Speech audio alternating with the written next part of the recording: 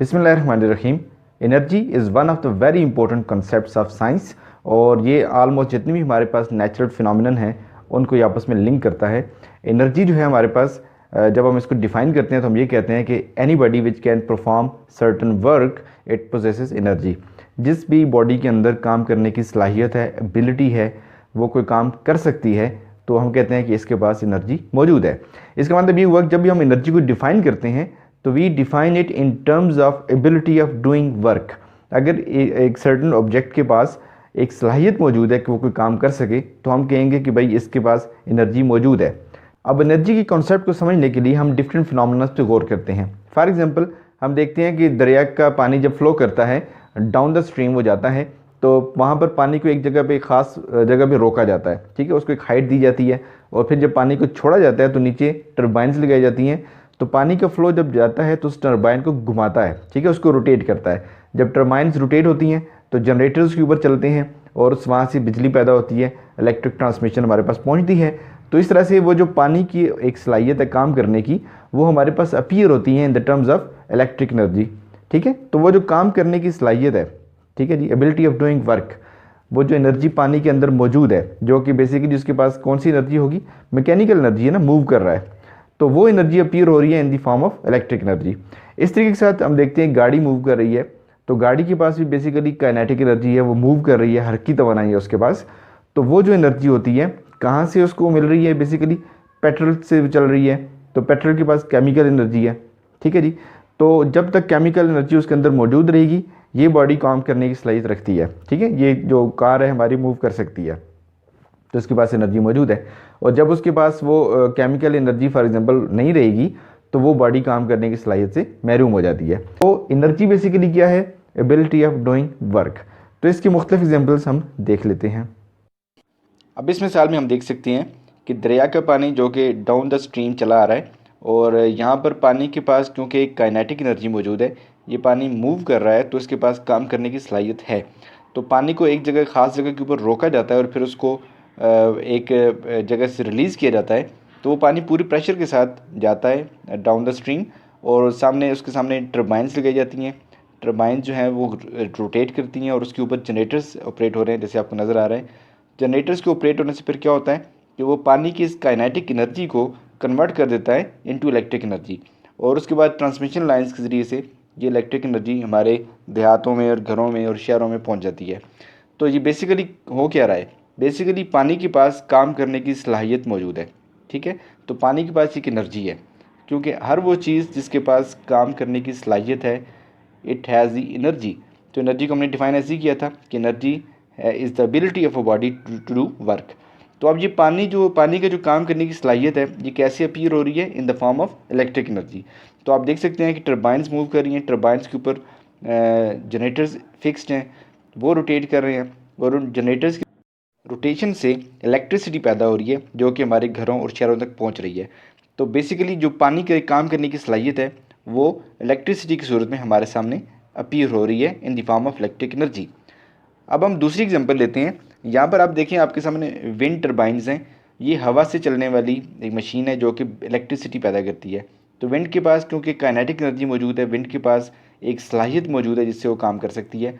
तो जब विंड आके इसके जो फिन्स हैं इससे आके टकराती है तो इनको इसके परों को घुमाती है। तो आप पीछे देख सकते हैं इसकी क्रॉस सेक्शनल व्यू आपको दिया गया है कि इसके अंदर कैसे टर्बाइंस और जनरेटर्स इंस्टॉल्ड हैं। तो ये जनरेटर्स जब टर्बाइन मूव करेगी, टर्बाइन के मूव करने से जाहिर सी बात है जनरेटर घूमेगा और उसके बाद उसके पीछे कंट्रोलर्स लगे हुए हैं जो कि वहाँ से इलेक्ट्रिसिटी को लेते हैं और फिर ये एक जगह भी लातादाद जो है वो इस तरह की टर्बाइन जो वो लगाई जाती हैं। एयर कॉरिडोर्स, विंड कॉरिडोर्स को देखा जाता है, पहले सर्वेज की जाते हैं कि कौन सी जगह है जहाँ पे एयर का प्रेशर बनेगा और एयर के पास मैक्सिमम जो काइनेटिक एनर्जी अवेलेबल होगी।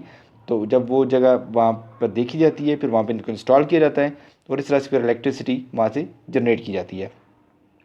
इस तरह से समंदर के अंदर आप देख सकते हैं कि हवा के पास ताकत है, विंड एनर्जी, उसको इस्तेमाल करके बहरी जहाज़ और कश्तियाँ अपना सफ़र करती हैं। ये उसके ऊपर जो बादबान लगे होते हैं, इसका जो सरफेस है, एरिया है, उसको हवा की डायरेक्शन में रखा जाता है। जब हवा चलती है तो हवा इसके ऊपर अपना फोर्स लगाती है जिसकी वजह से इसकी वजह से साथ साथ ये कश्ती मूव करती है। तो समंदरों के अंदर, खुले समंदरों में, दरियाओं में हवा की जो विंड एनर्जी है, क्योंकि हवा के पास काम करने की सलाहियत मौजूद है और काम करने की सलाहियत को अपने इस्तेमाल में लाया जा सकता है। मैकेनिकल एनर्जी जो होती है हमारे पास, इसकी दो टाइप्स होती हैं। Mechanical energy appears in the form of kinetic energy and it appears in the form of potential energy. तो काइनेटिक एंड पोटेंशियल दो हमारे पास फॉर्म्स हैं। आज हम डिस्कस करते हैं काइनेटिक एनर्जी को। तो काइनेटिक एनर्जी जो होती है हमारे पास, ये आपने याद रखना है कि मैकेनिकल एनर्जी की दोनों फॉर्म्स हैं, ठीक है जी, काइनेटिक भी और पोटेंशियल भी। तो काइनेटिक एनर्जी को हम कैसे डिफाइन करेंगे? तो काइनेटिक एनर्जी डिफाइन हम ऐसे कर सकते हैं कि it is the energy possessed by a body due to its motion, ठीक है। तो ये आपने याद रखना है कि काइनेटिक्स से है, जिसको उर्दू में हम हरकियात कहते हैं, हरकत से इसका ताल्लुक है। अगर एक बॉडी मूव कर रही है तो उसके अंदर हरकत पाई जाती है, ठीक है, और उसके पास एक एनर्जी है, और उस एनर्जी को हम क्या नाम दे देंगे? Kinetic energy. जैसे पानी फ्लो कर रहा है, तो पानी के जो फ्लो है उसके अंदर आप जानते हैं उसके अंदर उसकी स्पीड इन्वॉल्व है, उसके अंदर उसकी मोशन इन्वॉल्व है। तो इसी वजह से पानी के पास वो जो एनर्जी आएगी, दरिया का पानी जैसे फ्लो कर रहा है, तो ये पानी हमारे पास, उसके पास जो एनर्जी है वो कौन सी है? काइनेटिक एनर्जी है। एक गाड़ी है, मूव करती जा रही है, पैसेंजर बस है, मूव कर रही है, उसके पास जो एनर्जी है वो काइनेटिक एनर्जी है। इस तरह से एक बॉल है जो ज़मीन पर रोल हो रहा है, क्योंकि वो मूव कर रहा है, अपनी पोजीशन को चेंज कर रहा है, उसके पास जो एनर्जी होगी वो काइनेटिक एनर्जी है, ठीक है। तो काइनेटिक एनर्जी इज़ बेसिकली कैसे हम डिफाइन करेंगे? It is the energy possessed by a body due to its motion की वजह से है। अब हम इसकी जो मैथमेटिकल फॉर्म है उसको ड्राइव करने की कोशिश करते हैं। तो हम सबसे पहले लेट कर लेते हैं कि हमारे पास एक बॉल है और वो बॉल जो है वो मूव कर रहा है विद वेलोसिटी v, और जब ये रोटेट होता रहेगा, रोल होता रहेगा, तो आप जानते हैं कि ज़मीन के अंदर एक फ्रिक्शनल फोर्स है, ज़मीन के अंदर ग्रेविटी है, फ्रिक्शन है, जो कि इस मूविंग बॉल को स्टॉप करने की कोशिश करती है। तो जब ये बॉल यहाँ से रोल होता हुआ आगे जाएगा तो उसकी वेलोसिटी कम होती जाएगी, और एक जगह पे जाके ये क्या होगा? यहाँ पे जाके ये स्टॉप हो जाएगा, रुक जाएगा, और यहाँ पर इसकी जो वेलोसिटी है वो क्या हो जाएगी? ज़ीरो। तो इनिशियल वेलोसिटी हम कहते हैं जी, जो इसकी इनिशियल वेलोसिटी है वो तो है v, ठीक है जी, और जो फाइनल वेलोसिटी है इसके पास वो कितनी बन गई? ज़ीरो, क्योंकि वहाँ पे जाके स्टॉप हो गया, ठीक होगी बात। अब क्या हुआ कि जो इसके पास काइनेटिक एनर्जी है, ठीक है, kinetic energy of the body, it appears in the forms of the work done. Energy को हम डिफाइन कैसे करते हैं? Ability of a body to do work. तो जब भी याद रखिएगा कि काइनेटिक एनर्जी जब भी अपीयर होती है तो किसी काम की सूरत में अपीयर होगी, ठीक है। तो काइनेटिक एनर्जी बेसिकली किसकी इक्वल होगी? यहाँ पर वर्क डन के बराबर।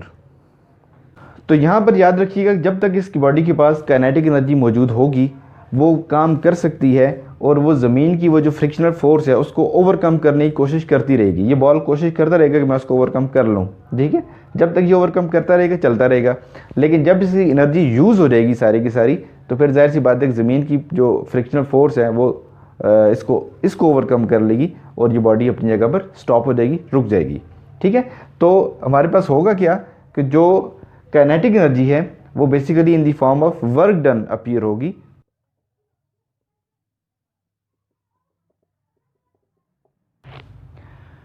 तो अब हम यहाँ पर बता सकते हैं कि जो काइनेटिक एनर्जी है हमारे पास, ये किसके इक्वल है जी? वर्क डन के। वर्क डन को W का फार्मूला हमने पढ़ा था, W इक्वल्स टू Fs। तो kinetic energy equals W equals to Fs, ठीक होगी बात। अब हम यहाँ से देखते हैं जो हमने ये केस बनाया था कि हमारे पास एक बॉल है जिसकी इनिशियल वेलोसिटी हमारे पास कितनी थी? v i, this was equals to v। Final velocity हमारे पास क्या आ रही थी? 0। और यहाँ से अगर हम एक्सेलरेशन फाइंड आउट करना चाहें तो वो कैसे फाइंड हो सकता है?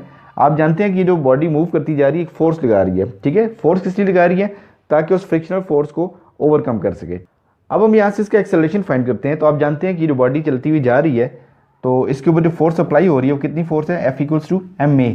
ये इसकी अपोजिशन फोर्स है, अपोजिंग फोर्स है ज़मीन की, यानी कि फोर्स ऑफ फ्रिक्शन। तो जाहिर सी बात है कि इस बॉडी की जो एक्सेलरेशन है वो टाइम के साथ साथ कम होता जा रहा है, यानी कि नेगेटिव एक्सेलरेशन यहाँ पे पैदा हो रहा है, डिसेलरेशन हो रहा है, क्योंकि ये बॉडी टाइम के साथ साथ अपने एक्सेलरेशन को खोती जा रही है। तो यहाँ पर बेसिकली क्या हो रहा है? रिटार्डेशन, ठीक है, नेगेटिव एक्सेलरेशन। तो अगर मैं यहाँ से एक्सेलरेशन फाइंड आउट करूँ तो एक्सेलरेशन मुझे क्या मिलेगा? Acceleration equals to F/m। लेकिन क्योंकि रिटार्डेशन हो रहा है, क्योंकि ये बॉडी टाइम के साथ साथ रुकती जा रही है, फ्रिक्शनल फोर्स इसको ओवरकम करती जा रही है, ठीक है ना। तो आहिस्ता आहिस्ता ये बॉल की जो स्पीड है वो कम होती जा रही है ना। तो स्पीड की कम होने की वजह से क्या हो रहा है? वेलोसिटी कम होने की वजह से एक्सेलरेशन नेगेटिव होता जा रहा है। तो हम यहाँ पे एक नेगेटिव का साइन लगा देंगे, जिसका सिर्फ ये मतलब होगा कि इस बॉडी की जो एक्सेलरेशन है वो टाइम के साथ साथ कम होता जा रहा है। तो ये हमने एक्सेलरेशन यहाँ से फाइंड आउट कर लिया।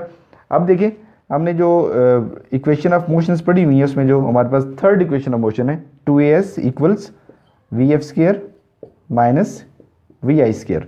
अब सारी वैल्यूज हमारे पास यहाँ से मौजूद है। वी एफ आप जानते हैं हमारे पास फाइनल वेलोसिटी इस ऑब्जेक्ट का 0 है, इनिशियल वेलोसिटी को हमने v से शो किया हुआ है, एक्सेलरेशन हमने ये फाइंड कर लिया माइनस एफ ओवर एम, सबको हम यहाँ पे रिप्लेस कर सकते हैं। अब हम इन तमाम वैल्यूज को यहाँ पे रिप्लेस कर लेते हैं। 2 acceleration is minus f over m into s, final velocity हमारे पास 0 है, initial velocity is v square, so minus v square. Further हम अब इसको क्या लिख सकते हैं जी, -2 एफ यहाँ पे आ जाएगा -2 एफ ओवर एम और multiply by s equals minus v square. अब देखिए हमारे पास यहाँ पे -2 मल्टीप्लाई हो रहा है और एम डिनोमिनेटर में है, हम इनको क्रॉस मल्टीप्लाई कर देंगे तो लेफ्ट हैंड पे हमारे पास क्या रह जाएगा एफ इंटू एस। तो हमारे पास आ जाएगा एफ इंटू एस इक्वल्स यहाँ पे आ जाएगा minus m v square and divided by -2। तो माइनस का साइन माइनस से कैंसिल हो जाएगा and what we are getting is f into s equals to 1/2 m v square. अब यहाँ पे जो बात इंपॉर्टेंट है और नोट करने वाली है वो ये है कि एफ एस जो था हमारे पास work done this was equal to the kinetic energy of the body. तो kinetic energy of the body जो है हमारे पास अपीयर होती है in the form of work done. तो हम इस एफ एस को रिप्लेस कर सकते हैं विद काइनेटिक एनर्जी। तो काइनेटिक एनर्जी की जो मैथमेटिकल फॉर्म है ये हमारे पास क्या आ रही है, this equals to 1/2 m v square. तो ये हमारे पास काइनेटिक एनर्जी की मैथमेटिकल फॉर्म हासिल हो चुकी है। तो इस तरह से हमने काइनेटिक एनर्जी का मैथमेटिकल फॉर्म हासिल कर लिया। अगर हमें किसी भी बॉडी की मास और वेलोसिटी गिवन हो तो हम इनकी मदद से उसका काइनेटिक एनर्जी फाइंड आउट कर सकते हैं। एनी मूविंग ऑब्जेक्ट जो मूव कर रहा हो अगर हम उसकी वेलोसिटी फाइंड आउट कर सकें और अगर हमें उसका मास मालूम हो तो ये दोनों क्वांटिटीज़ हम यहाँ पे पुट करके उस ऑब्जेक्ट का काइनेटिक एनर्जी फाइंड आउट कर सकते हैं। और इसी वजह लिहाज से जो नेक्स्ट हमारे पास इंपॉर्टेंट चीज़ है वो है unit of the kinetic energy. तो इसके लिए हमें इसकी डेफिनेशन को देखना पड़ेगा।